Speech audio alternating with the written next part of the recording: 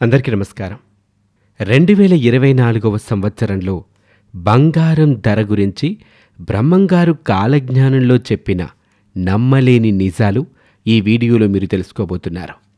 ముఖ్యంగా బంగారం ధర గురించి బ్రహ్మంగారు ఏ విధమైనటువంటి అంచనా వేశారు, అది ఏ విధంగా నిజం కాబోతుంది, 2024లో బ్రహ్మంగారు చెప్పిన కాలజ్ఞానంలోని అంశాలు ఏమీ నిజం కాబోతున్నాయి, బంగారం రేటు గురించి ఆయన చెప్పిన విషయాలు తెలిస్తే ఖచ్చితంగా ఆశ్చర్యపోతారు.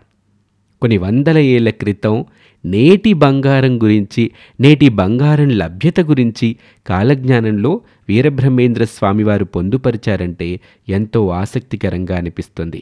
బంగారం ధర గురించి 2024లో ఏం జరగబోతుందో కాలజ్ఞానంలో బ్రహ్మంగారు చెప్పినటువంటి కొన్ని నమ్మలేని నిజాలని ఈ వీడియోలో మీరు తెలుసుకోబోతున్నారు. ఇప్పటి వరకు మీరు మా ఛానల్ని సబ్స్క్రైబ్ చేసుకోకపోతే వెంటనే సబ్స్క్రైబ్ చేసుకోండి. సబ్స్క్రిప్షన్తో పాటు పక్కనే ఉన్న బెల్ ఐకాన్ని క్లిక్ చేయటం వల్ల మనం అప్లోడ్ చేసే ప్రతి వీడియో కూడా మీకు నోటిఫికేషన్ రూపంలో వస్తుంది. ఆలస్యం చేయకుండా వీడియోలోకి వెళ్దాం. పూర్వకాలంలో ఎంతోమంది సిద్ధపురుషులు ఉండేవాళ్ళు. వారికి ఉన్నటువంటి దివ్య దృష్టితో భవిష్యత్తులో జరగబోయేటువంటి అంశాల గురించి, అనేక సంఘటనల గురించి, ముఖ్యంగా విపత్తుల గురించి ఊహించి ముందుగానే చెప్పారు. అలా ఊహించి భవిష్యత్తు గురించి చెప్పిన వారిలో శ్రీ పోతులూరి వీరబ్రహ్మేంద్ర స్వామివారు చాలా గొప్పవారిగా చెప్పచ్చు. నేటికి కూడా ఆయన కాలజ్ఞానంలోని అనేక అంశాలు నిజమవుతున్నాయి. దివ్య దృష్టితో ప్రజల మన్ననలు పొందిన వారు ఎంతోమంది ఉన్నారు. అయితే బ్రహ్మేంద్ర స్వామివారు చెప్పినటువంటి ఎన్నో అంశాలు ఇప్పటికీ జరిగాయి, జరుగుతున్నాయి, జనాలని ఆశ్చర్యచకితుల్ని చేస్తున్నాయి. ఈ నేపథ్యంలోనే కాలజ్ఞానం ఎంతో ప్రాచుర్యంలోకి వచ్చింది. పోతులూరి వీరబ్రహ్మేంద్ర స్వామివారు భవిష్యత్తులో జరగబోయే విషయాల్ని ముందుగానే ఊహించి తాళపత్ర గ్రంథాల్లో రచించి భద్రపరిచారు. ప్రస్తుతం చూస్తే ఇప్పుడు జరుగుతున్నటువంటి ఎన్నో అంశాలు అప్పుడు 17వ శతాబ్దంలోనే ఆయన తాళపత్ర గ్రంథాల్లో రచించి పెట్టారు. వీరబ్రహ్మేంద్ర స్వామివారు 1608-1693 మధ్య కాలానికి చెందినవారు. కుల మతాలకు అతీతంగా ఎన్నో విషయాలు చెప్పినటువంటి దివ్య పురుషులు శ్రీ పోతులూరి వీరబ్రహ్మేంద్ర స్వామివారు. బ్రహ్మంగారి గురించి తెలియని తెలుగువారంటూ ఎవ్వరూ ఉండరు. ఇంకా చెప్పాలంటే బ్రహ్మంగారి గురించి, ఆయన కాలజ్ఞానం గురించి తెలియని భారతీయుడు లేరు. ఎందుకంటే అనేక రకాల విపత్తులు, మనం ఆశ్చర్యపోయేటువంటి అంశాలు జరిగిన ప్రతిసారి దాని ప్రస్తావన కాలజ్ఞానంలో ఉందా అని వెతికినప్పుడు ఆ ప్రస్తావన కనిపించటం, ప్రపంచమంతా బ్రహ్మంగారి గురించి, ఆయన కాలజ్ఞానం గురించి మాట్లాడుకోవటం అనేక సందర్భాల్లో జరుగుతూనే వస్తుంది. ఏం జరుగుతుందో భవిష్యత్తులో ఊహించి ఆ కాలంలోనే చెప్పిన గొప్ప జ్ఞాని. ఇప్పటి వరకు ఆయన చెప్పిన ఎన్నో అంశాలు నిజమయ్యాయి. ఆయన కాలజ్ఞానం ప్రతిరోజు రుజువు అవుతూనే వస్తుంది. నీటితో విద్యుత్ దీపాలు వెలిగిస్తారని బ్రహ్మంగారు చెప్పారు. అప్పుడు అందరూ ఆశ్చర్యపోయారు. నీళ్లతో దీపాలు వెలిగించటం ఏంటి అని. దీపాన్ని వెలిగించాలంటే తైలం కావాలి, అలాంటిది నీటితో దీపాన్ని వెలిగించటం ఏంటి అని ఆశ్చర్యపోయారు. దాన్ని కొట్టిపారేసిన వారు ఉన్నారు. కానీ గమనిస్తే ఇప్పటి మన విద్యుత్ అంతా కూడా నీటితో తయారవుతుంది. ఈ విధంగా ఆయన నీళ్లతో విద్యుత్ తయారవుతుంది, దీపాలు వెలిగిస్తారని కాలజ్ఞానంలో చెప్పారు. అలాగే ఎద్దులు లేకుండా బళ్ళు నడుస్తాయని చెప్పారు. ఒకప్పుడు ఎద్దులు లేదా గుర్రాల్లాంటివి ఉంటేనే బళ్ళు నడిచేవి. కానీ ఎద్దులే లేకుండా బళ్ళు నడుస్తాయని చెప్పినప్పుడు ఆశ్చర్యపోయిన వారు ఎంతోమంది. కానీ ఇప్పుడు మనం వాడుతున్న వాహనాలు అన్నీ ఇంజిన్ వాహనాలు, లేదంటే ఎద్దులు లాంటి ఇతర జంతువుల అవసరం లేనటువంటి వాహనాలు. ఇలా కూడా ఆయన చెప్పింది నిజమైంది. అలాగే కాశీపట్నంలోని దేవాలయం 40 రోజుల పాటు మూతపడుతుందని చెప్పారు. గంగానదికి వరదలు రావటం, ఆ వరదల కారణంగా కలరా వ్యాధి వ్యాపించటం, ఆ వ్యాధి కారణంగా ప్రజలు భయభ్రాంతులకి గురై 40 రోజుల పాటు కాశీలోని దేవాలయానికి ఎవ్వరూ వెళ్ళలేదు. తద్వారా ఆ దేవాలయం 40 రోజుల పాటు మూతపడింది.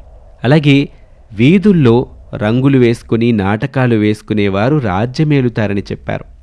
నటించేవారు, నాటక రంగంలో ఉన్నవారు రాజకీయాల్లోకి వస్తారని దాని అర్థం.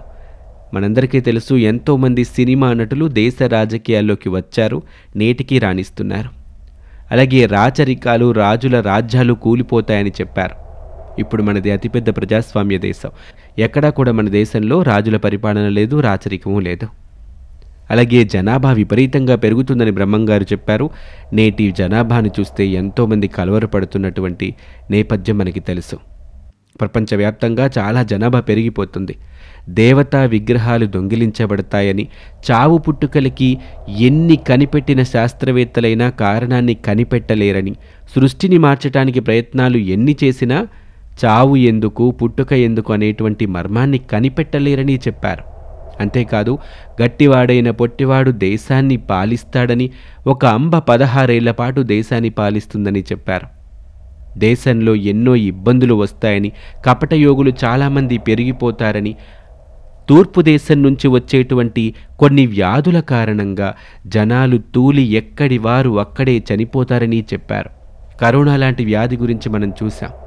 అంతు చిక్కని ఈ వ్యాధి కారణంగా ఎన్నో లక్షల మంది ప్రపంచవ్యాప్తంగా చనిపోవటము మనం చూసాం.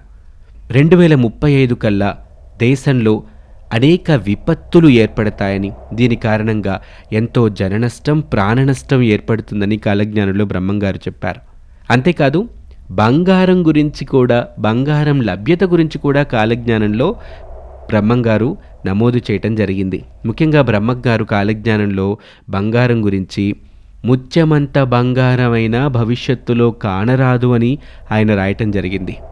అంటే 17వ శతాబ్దంలోనే విరివిగా బంగారం దొరికేటువంటి ఆ సమయంలోనే ఎక్కడ పడితే ఎక్కడ వజ్రాలు, ముత్యాలు కుప్పలుగా పోసి అమ్మేటువంటి ఆ రోజుల్లోనే ఆయన భవిష్యత్తులో బంగారం ముత్యమంతైనా దొరకదు అని రాశారంటే మనం తప్పక ఆశ్చర్యపోవాలి. ఇవాల్టి రోజున బంగారం ధర ఒక రకంగా చెప్పాలంటే ఆకాశంలో ఉన్నట్టే. తులం బంగారం కూడా 50,000 పైచిలుకు బలుకుతుంది.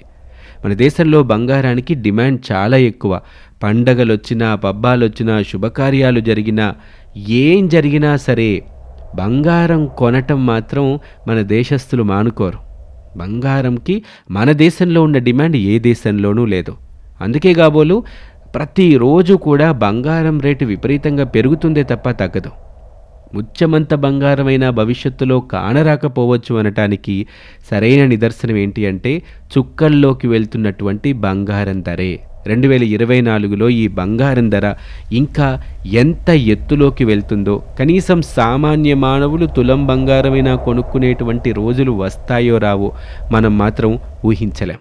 ఏదేమైనా కూడా బంగారం ధర గురించి, పెరగబోతున్నటువంటి జనాభా గురించి, భవిష్యత్తులో జరగబోయేటువంటి అంశాల గురించి, అనేక సంఘటనల గురించి, ముఖ్యంగా విపత్తుల గురించి ఊహించి ముందుగానే చెప్పారు.